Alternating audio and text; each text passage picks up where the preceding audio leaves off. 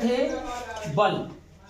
बल के बाद बात आई थी दाब की। तो दाब क्या होता है वास्तव में कि एक निश्चित क्षेत्रफल पर, इकाई क्षेत्र पर जो बल लगाया जाता है उसको दाब कहते हैं।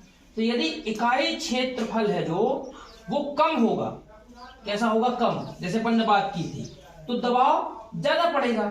जैसे एल्पिन है, इसकी नुक है नहीं, ठीक, और ये वाली एल्पिन है, इसकी नुक है। तो जिसकी नुक है अगर उसको हम ठोकेंगे तो क्या हो जाएगी, वो धंस जाएगी। और जिसमें नुक नहीं है उसको हम लगाएंगे तो क्या होगी, वो नहीं लग रही। क्यों नहीं लग रही?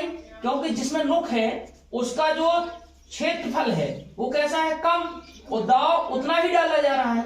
और जो बिना नुक वाली पिन है उसमें क्या है कि क्षेत्रफल उसका बढ़ गया और दबाव उतना है। तो क्षेत्रफल जिसका कम है उस पर दबाव ज्यादा पड़ा, उस हिसाब से तो वो धंस गई।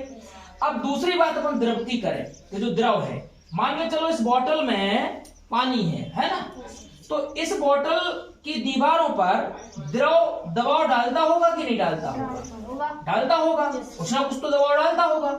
उसके लिए अपन देख सकते हैं कैसे।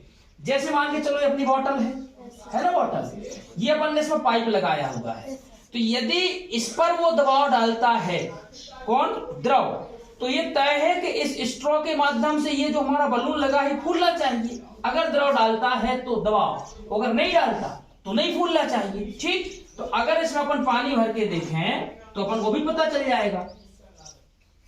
देखना इसमें,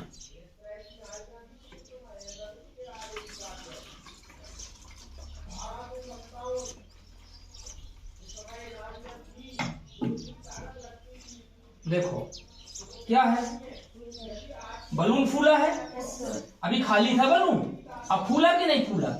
इस बलून के फूलने का मतलब क्या है कि जो ये द्रव है अपनी दीवारों पर दबाव डाला, इसने दबाव डाला तो इस वजह से ये द्रव इस स्ट्रॉ में आया ना, और इस स्ट्रॉ में आने की वजह से जो इसमें बलून लगा हुआ था वो क्या हुआ, फूल गया।